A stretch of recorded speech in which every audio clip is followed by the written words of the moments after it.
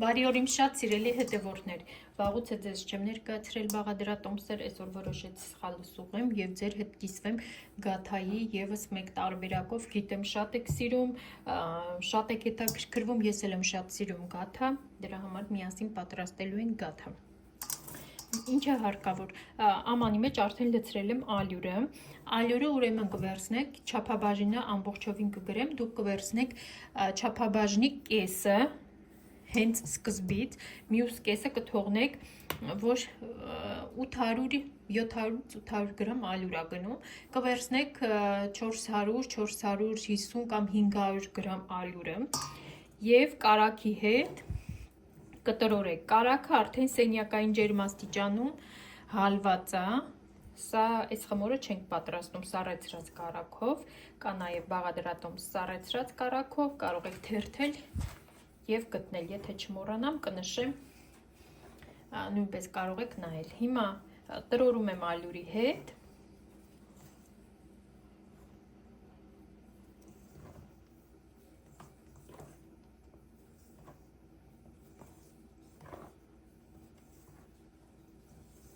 Ինչ եմ ասում ալյուրի կեսը կվերցնեք, որպեսզի շատ չլինի, կարող է որ ալյուրները տարբեր են լինում և ալյուր կա շուտ է պնդանում և խմորը ավելի այսպես ալյուրոտ կլինի ու այդքան էլ հաջող չի ստացվի գաթայի խմորը, դրա համար անպայման կվերցնենք, հիմա ցույց կտամ, վերջում կես-կես կավելացնենք,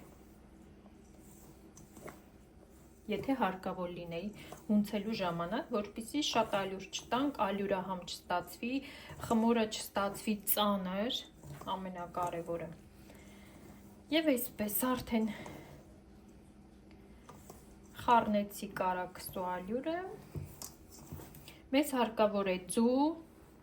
թթվասեր, սոդա կամ փխրեցուցիչ և վանիլին։ Վանիլինը իհարկե մեզ հարկավոր է խորիզի համար, խմորի մեջ շաքարավազ չի գնում, հիմա խմորը կպատրաստեմ և ցույց կտամ խորիզը ինչպես պատրաստել, նույնպես շատ հեշտ է պատրաստում և շատ արագ։ Հիմա այստեղ ինչ եմ անում, խմորի մեջ գնում է մեկ ամբողջական ձու և մեկ սպիտակուցը,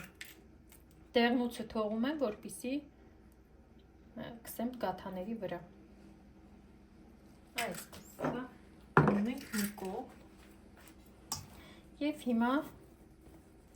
ձեռքով հունցում ենք գաթայի խմորը, այստեղ արդեն ոչ մի բան հարկավոր չի, ես սիրում եմ գաթայի խմորը ձեռքով հունցել, հասկանալ իր պնդությունը, իր շատ ու քիչ ալյուրի լինելը, դրա համար այստեղ ընդհանրապես հարկավոր չի միքսեր օգտագործել, որովհետև այստեղ պետք է հասկանալ, պետք է խմորը ձեռքի այդ ջերմությունը զգա, այդտեղից էլ մենք ավելի այսպես ընտիր խմոր ենք ստանում, բնականաբար մեր սերը ներդնում ենք խմորի մեջ, առանց դրա անհնար է, եթե նույնիսկ տրամադրություն չունեք, ինչ-որ մի բանից նեղացած եք, ավելի լավ է այսպիսի խմորները դնեք մի կողմ և չպատրաստեք, որովհետև հաստատ գիտեմ, որ լավ չի ստացվելու։ Պետք է խմոր պատրաստելուց, թեկուզ ուտելիք պատրաստելուց, պատրաստել լավ տրամադրությամբ, այսպես հավեսով, ջիգյարով, որպեսզի համ լավ ստացվի, համ ուտողը հաճույք ստանա այդ ամեն ինչից, իսկ երբ որ պատրաստում եք առանց տրամադրության, առանց հավեսի, հավատացած եղեք, ձեր պատրաստած ուտելիքը, կարող եմ ասել, հավասարվում է թույնի, որովհետև այդ ամբողջ էներգիան մնում է ուտելիքի մեջ, դրա համար անպայման ինչ պատրաստում եք, պատրաստեք սիրով, պատրաստեք հաճույքով և հաստատ կստանաք 100%-անոց արդյունք։ Հիմա ինձ ինչ է մնում անել, ինձ մնում է թթվասերը և փխրեցուցիչը, հիմա փխրեցուցիչը կլցնեմ, այստեղ ավելի ճիշտ կլիներ, որ մածուն լիներ, ավելի այսպես ճիշտ բաղադրատոմսը կլիներ, սա շատ հին բաղադրատոմս է, բայց քանի որ ժամանակ չունեի գնայի հայկական խանութ մածուն գնելու, հիմա կպատրաստենք թթվասերով, էլի ոչ պակաս համեղ է ստացվում։ Հիմա փխրեցուցիչն ու թթվասերն էլ խառնենք։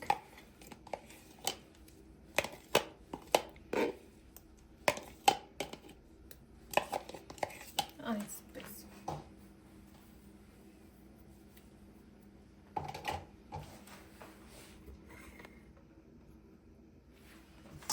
Նույնպես ձեռքերով հունցում եմ և հիմա կհասկանամ ինչքան ալյուր է ինձ հարկավոր։ Բնականաբար հարկավոր է, որովհետև կեսալյուրը չեմ լցրել։ Հիմա սա կխառնեմ և կավելացնեմ մնացած ալյուրը նույնպես։ Ու կստանանք շատ փափուկ ձեռքերին չկպչող խմոր։ Հիմա ավելացնեմ ալյուրը։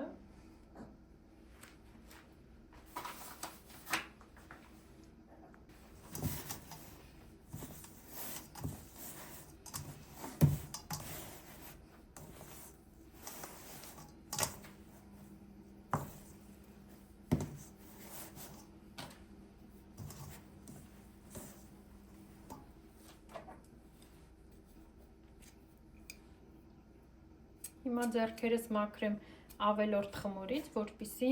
հասկանամ ալյուրի քանակությունն արդեն։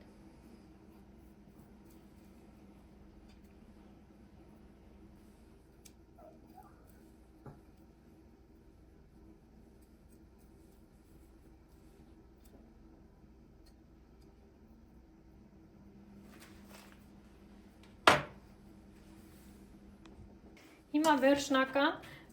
խմորս կհունցեմ սեղանի վրա, այսպես ավելի հեշտ կլինի իմ համար, քան սահմանի մեջ և ավելի արագ կստացվի։ Արդեն համայրա խմորս հավաքվում է։ Հիմա կհունցեմ, արդեն իսկ ալյուր հարկավոր չի, որովհետև չեմ ուզում ալյուր տամ, ավելի լավ է ինքը մի փոքր ներսից կպչուն հատված ունենա խմորը, քան թե շատ ալյուրոտ։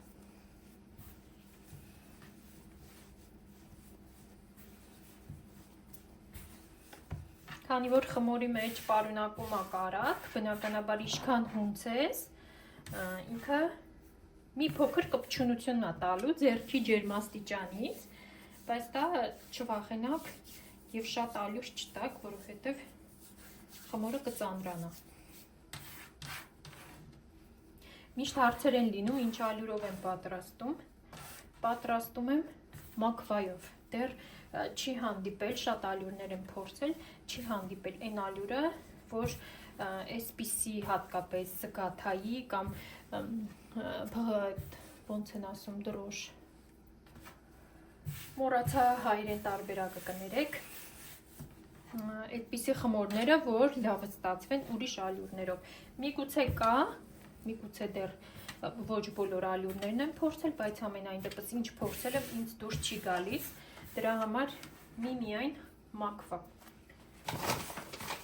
գաթա, փախլավա, այդպիսի խմորների համար, դե շերտավոր խմորներն այդքան էլ էական չեն, ինչ ալյուրով, ճիշտ վատ ալյուրով բնականաբար չես ուզում պատրաստել, բայց այսպիսի խմորները հատկապես հաշվի առեք, որ պետքա լավ բարձր որակի ալյուրով պատրաստեք։ Իմ դեպքում մաքվան է դա։ Չգիտեմ Եվրոպա, Ամերիկա ինձ նայողներ կան, այնտեղ ինչ ալյուրներն է լավը, կա արդյոք մաքվա, թե չկա, ինձ թվում է չի լինի, բայց Հայաստան ու Ռուսաստանում գիտեմ հաստատ կա։ Այնպես որ փորձված ալյուր է, սպիտակուցներով հարուստ, ինչը շատ կարևոր է խմորի դեպքում, երբ որ ալյուրի մեջ սպիտակուցները շատ են։ խմորս արդեն պատրաստ է։ Հիմա մի քանի անգամ այսպես հարվածում եմ սեղանին, ինչի համար եմ դա անում, որպեսզի խմորի մեջ թթվածինը էլ ավելի շատանա եւ ավելի թեթև ու փափուկ խմոր ստանանք։ Տեսեք ինքը ընդհանրապես չի կպնում, բայց միևնույնը շատ փափուկ խմոր է։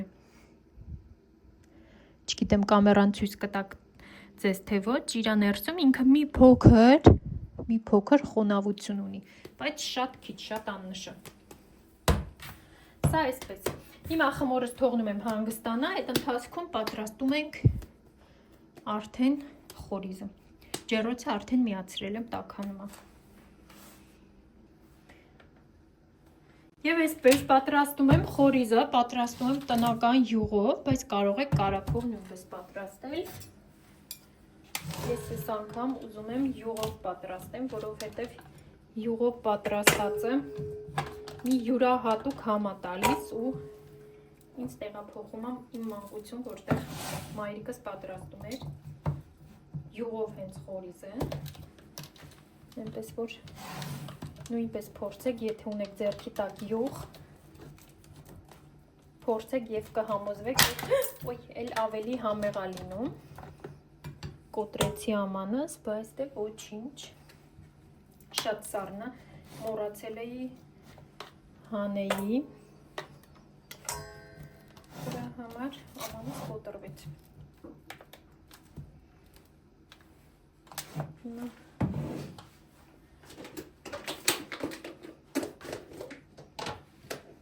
այս մյուսի մեջից դնենք։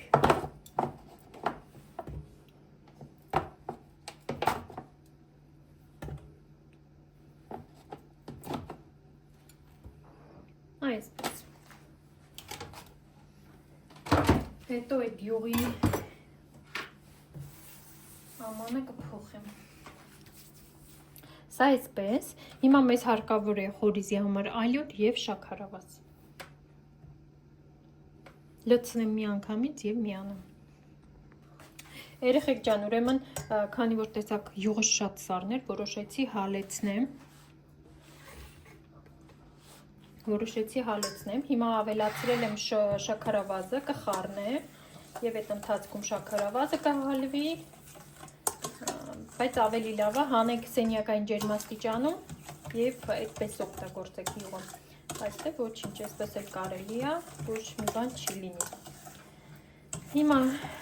մի փոքր շաքարավազը թող հալվի յուղի տաքությունից եւ կավելացնենք ալյուրն ու վանիլինը։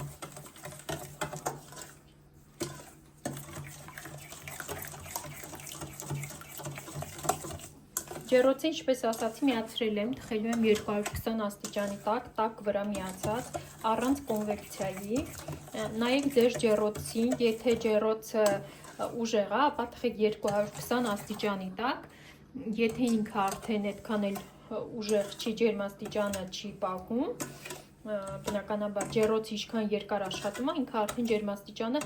նշված չափից մի փոքր քիչ է պահում։ Դրա համար մի փոքր ավելի բարձրացնենք ջերմաստիճանը, բայց 220-ը հենց մեր նոր ջեռոցների համար, որոնք հիմիկվա ջեռոց են, նկատի ունեմ,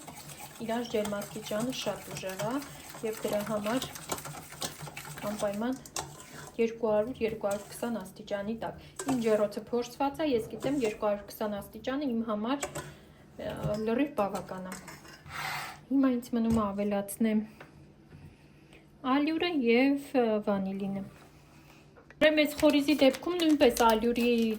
քանակությունը միշտ տարբեր կլինի, կախված նրանից յուղ եք օգտագործելու, կարագ եք օգտագործելու, բնականաբար կարագը էլ ավելի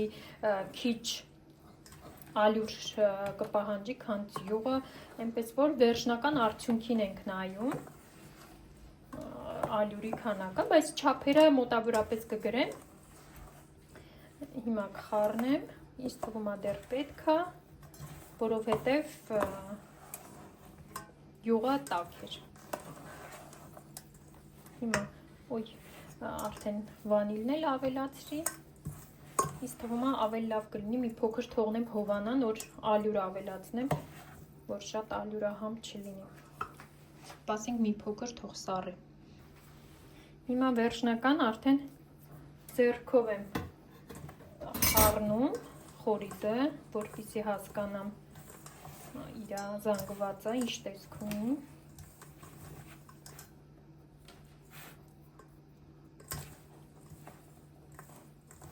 Դեռ ալյուր է պահանջում։ Անջատեմ միանգամից պատրաստեմ, որպեսզի շատ երկար չլինի վիդեոն եւ ձեր գլուխը չտանեմ։ Խորիզս համայրը արդեն պատրաստ է, իմ ուզած զանգվածն է ստացել։ Իսկ ինքը շատ հեշտ հավաքվում է եւ շատ հեշտ է քանդվում։ Հենց այսպիսի զանգված պետք է ստանանք։ Ասեմ, այս ամբողջ չափաբաժնի համար գաթայի ես օգտագործեցի 1 կիլոգրամ մակվա ալյուրը։ Բայց տարբեր ալյուրների դեպքում կախված բաղադրիչներից ինչ եք օգտագործելու եւ յուղ թե կարակ, մի փոքր ավել ու պակաս կարող է լինել ալյուրի քանակը։ Հիմա խորիզս էլ է պատրաստ, ջեռոցս էլ է արդեն տաք։ Ինձ մնում է հավաքեմ իմ գեղեցիկ գաթաները եւ ուղարկեմ ջեռոց։ Այսպես։ Մի հատ այստեղ սեղանս մաքրեմ ու անցնեմ գործի։ Խմորս արդեն լավ հանգստացել է, ինքան հավեսին խմոր է ստացվել։ Գույնը որ ուղղակի հրաշք։ Ես կպատրաստեմ, կարող եք 3 հատ փոքր գաթաներ պատրաստել, ես ուզում եմ պատրաստել 2 հատ գաթա։ Հիմա կիսեցի 2 մասի։ Մի փոքր էլ հիմա կգնդեմ, գնդերը կթողնեմ կհանգստանա եւ կանցնենք գործի։ Մի փոքր մեծ ու փոքր եղավ, բայց դա լավ ոչինչ չի խանգարում։ Հիմա թողնում եմ մի փոքր հանգստանա գունդս եւ ասեմ առաջ։ Դե ինձ սիրելիներս, իմ գեղեցկուհի գաթաները արդեն իսկ պատրաստ են, չեք պատկերացնում ինչ անուշ բույր է տարածվել ամբողջ խոհանոցով մեկ։ Հիմա կկտրեմ, ձեզ ցույց կտամ եւ կվայելեմ սուրճիս հետ։ Ես սիրում եմ, երբ որ այսպես մի փոքր ինքը լավ կարմրում է, այդպես ավելի է ինձ դուր գալիս, դրա համար թողնում եմ, որպեսզի կարմրի։ Բայց եթե դուք չեք ցանկանում, ապա մի փոքր շուտ հանեք։ Իսկ ես սիրում եմ այսպես կարմիր այս մասերը։ Հիմա կտրեմ եւ ձեզ ցույց տամ։ Ասեմ, կարող եք մի փոքր քիչ բացել գաթաները, եթե ուզում եք ինքը հաստ գաթաներ ստացվի։ Ես սիրում եմ, երբ որ ինքը բարակ է լինում, խմորը բարակ է լինում, մեջը մենակ զգացվում է խորիզը, դրա համար իրան մի փոքր շատ եմ բացում, բայց կարող եք մի փոքր քիչ բացել եւ ավելի փամփլիկ գաթաներ ստանալ։ Դա արդեն ձեր հայացողությանը ինչպես եք սիրում։ Այս մեկ գաթան միասին պատրաստեցինք սովորական խորիզով է, իսկ այս մյուսի մեջ ավելացրեցի ընկույզ։ Հիմա կկտրեմ երկուսի ներսն էլ ցույց կտամ։ Ընկույզով նույնպես շատ համեղ է լինում։ Այնպես որ կարող եք եւ այնպես պատրաստել, եւ այնպես պատրաստել եւ վայելել այս համեղությունները։ Հիմա կտրեմ եւ միանամ։ Եվ այսպես սա ընկույզովը սա, տեսեք, ամբողջովին ինքը բարակ շերտով խմորը, ամբողջովին ներսի հատվածը խորիզը։ Ինչպես ասացի, կարող եք մի փոքր ավելի փամփլիկ պատրաստել, ես սիրում եմ այսպես։ Սա էլ մյուսը, նույնպես առատ խորիզով եւ տեսեք ինչքան ընտիր խմոր է լինում, ինքը նույնիսկ թուփ բացվում է։ Եվ առանց խորիզը։ Դե ինձ սիրելիներս, հուսով եմ հավանեցիք տեսահոլովակը, կսպասեմ ձեր արձագանքներին, պատրաստեք եւ համտեսեք, որովհետեւ շատ համեղ է։ Ես գնացի վայելելու իմ սուրճը։ Հաջողություն, միշտ նոր համեղ հանդիպումներ։